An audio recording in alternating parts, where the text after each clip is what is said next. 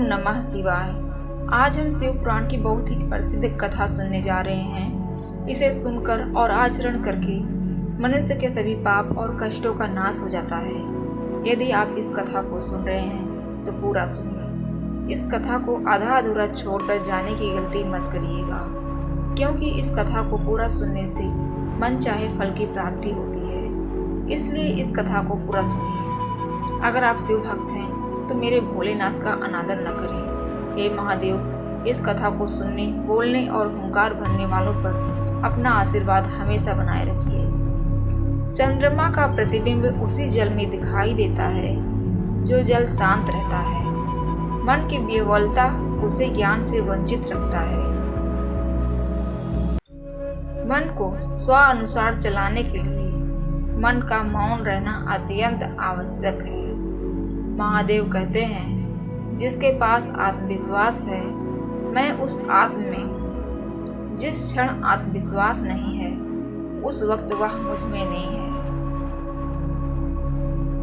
सत्य जानने के लिए पारिवारिक और सामाजिक दायित्वों को छोड़कर वन में जाने की आवश्यकता नहीं है। सत्य तो सदैव तुम्हारे सामने है, बस उस पर क्रोध, लोभ, मोह, अहंकार और आकांक्षाओं की परत चढ़ गई है। तुम्हारे साथ छल किसी और ने नहीं, बल्कि तुम्हारी अपनी इच्छाओं, जिद और तुम्हारी सोच ने किया है। तुमने यदि सत्य की खोज की होती, तुम्हारे साथ कभी कोई छल नहीं होता। जो व्यक्ति जीवन के सत्य को स्वीकार कर लेता है, उसके लिए परिवर्तन का द्वार स्वतः खुल जाता है। अज्ञानी व्यक्ति कभी ये समझ नहीं पाता कि विश्वास और भ्रम के बीच एक अत्यंत महीन लकीर है। मुझ तक पहुंचने के लिए तुम्हें किसी और की आराधना करने की आवश्यकता नहीं। तुम्हारा विश्वास ही तुम्हें मुझ तक ले आएगा। शक्ति शिव के बिना अधूरी है, किंतु शिव शक्ति के बिना 100 के समान है। शरीर में यदि स्त्री तत्व की ऊर्जा ना हो तो शरीर निर्जीव हो जाएगा। शिव शक्ति को संपूर्ण समझ लेना ही संपूर्ण ज्ञान की प्राप्ति है। जहाँ प्रश्न नहीं होता वहाँ जिज्ञासा नहीं उठती। जहाँ जिज्ञासा नहीं होती वहाँ ध्यान की प्रगति नहीं होती। जिसके कारण स्वार्थ, विनाश और भय में वृद्धि हो वह अज्ञान है, किंतु जो गुण मनुष्य को उदार, निर्भीक और विनम्र बनाए वही सर्वोच्च ज्ञान है। अज्ञान व्यक्ति को दुष्कर्म करने के लिए प्रेरित करता है, जबकि ज्ञान व्यक्ति को उत्तरदायित्वों के प्रति सचेत कर उसे परोपकार करने की प्रेरणा देता है। अज्ञान व्यक्ति को मोह माया में उलझाकर उसे सांसारिक परिस्थितियों में भटकाए रखता है। ज्ञान मनुष्य के इन सबसे परे ले जाकर जीवन के सत्य से मिलाता है और उसे मुक्ति का मार्ग दिखाता है। सत्य कुछ और नहीं बल्कि मेरा परिचय है। असत्य के साथ मनुष्य भटकता रहता है। जिस दिन वह सत्य के साथ कदम बढ़ाएगा मुझ तक पहुंच जाएगा। महादेव कहते हैं, मेरे लिए संसार के सभी जीव एक समान हैं, किंतु जो व्यक्ति इंद्रियों से परे आसक्ति रहित जीवन जीता है मैं स्वयं उसकी सेवा करता हूँ। जिस प्रकार सांस लेना एक प्रक्रिया है, इसके लिए कोई प्रयास नहीं किया जाता, उसी प्रकार जन्म और मृत्यु इस प्रकृति की प्रक्रिया है, इसे रोका नहीं जा सकता। असमय मृत्यु भी मनुष्य के किसी कर्म का ही परिणाम है। उसके लिए किसी और को दोषी ठहराना मनुष्य के अविकसित बुद्धि का परिचय देती है। आज तक ना कोई मृत्यु से बचा है और ना ही कभी बच पाएगा, क्योंकि जिसका जन्म होता है उसकी मृत्यु तो निश्चित होती है। मृत्यु बिना कारण नहीं आती। मनुष्य के पिछले कर्मों के परिणाम स्वरूप काल उसकी मृत्यु का कारण बन जाता है। मृत्यु का भय सर्वोच्च भय है। जिसने मेरी शरण ले ली उसके अंतर्मन से मृत्यु का भय हमेशा के लिए समाप्त हो जाता है। इंद्रियों तथा इंद्रियों से उत्पन्न आसक्तियां मनुष्य को उसके लक्ष्य से भटका देती हैं। मृत्युशैया पर लेटा व्यक्ति अक्सर अपनी गलतियों के लिए पश्चाताप करता रहता है। भय मुक्त जीवन ही मनुष्य को उसकी असली शक्तियों का प्रदर्शन करने के लिए प्रोत्साहित करता है। भय मुक्त जीवन पाने के लिए मनुष्य को मेरी शरण में आ जाना चाहिए। अपनी शक्तियों को कम करने तथा अपने मन में भय को जगाने की प्रक्रिया मनुष्य स्वयं करता है। यदि वह मेरी छत्र छाया में रहे तो किसी और के लिए जगह ही नहीं बचेगी।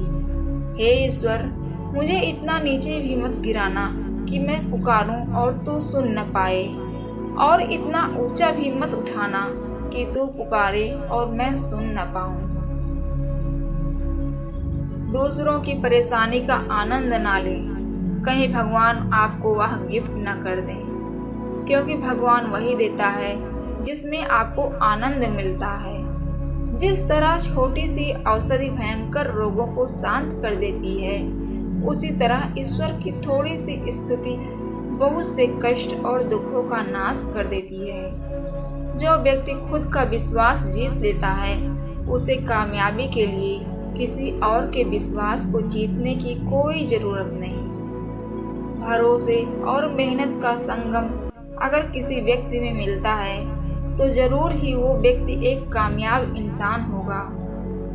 मेहनत करने से दरिद्रता नहीं रहती, धर्म करने से पाप नहीं रहता, मौन रहने से कलह नहीं होता। क्रोध जीवन में आने वाली वो आंधी है जो आती ही सिर्फ जीवन को तबाह करने के लिए। मनुष्य का विद्यार्थी जीवन वो बीज है जिसकी वक्त पर की गई सही देखभाल ही आगे उसे एक बड़े फलदार पेड़ बना सकती है। जिस प्रकार बिना जल के धान नहीं उगता, उसी प्रकार बिना विनय के प्राप्त की गई विद्या फलदायी नहीं होती।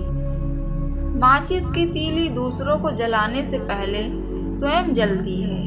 इसी प्रकार हमारा गुस्सा भी माचिस की एक तीली की तरह है, जो दूसरों को बर्बाद करने से पहले स्वयं को बर्बाद करता है।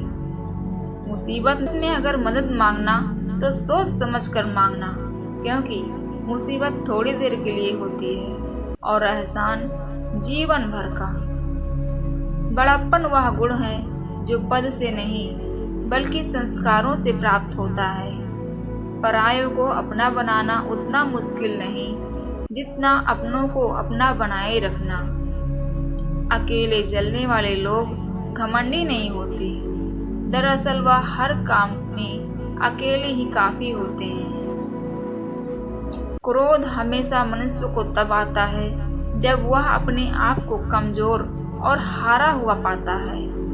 धनहीन व्यक्ति को अच्छा वक्त आने की उम्मीद सदैव रहती है, किंतु अमीरों को बुरा वक्त आने का खौफ रहता है।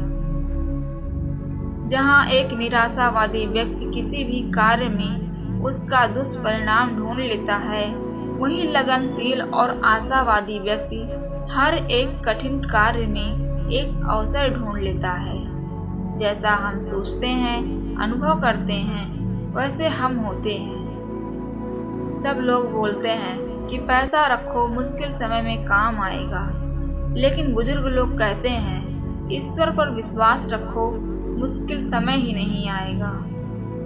किताबों की अहमियत अपनी जगह है जनाब, सबको वही याद रहता है जो वक्त और लोग सिखाते हैं। शस्त्र केवल शरीर को घायल कर सकते हैं, किंतु शब्द आत्मा को भी घायल कर देते हैं। कोशिश करें अच्छा बोलें, अच्छा सुनें और अच्छा व्यवहार करें। जीवन की सबसे बड़ी गलती वह होती है जिस गलती से हम कुछ सीख नहीं पाते। इस वीडियो में बोलते समय यदि कोई गलती हुई हो तो उसे क्षमा करें। यदि आप शंकर भगवान के सच्चे भक्त हैं तो इस चैनल को सब्सक्राइब करें, साथ ही वीडियो को लाइक, कमेंट में हर हर महादेव लिख दीजिए।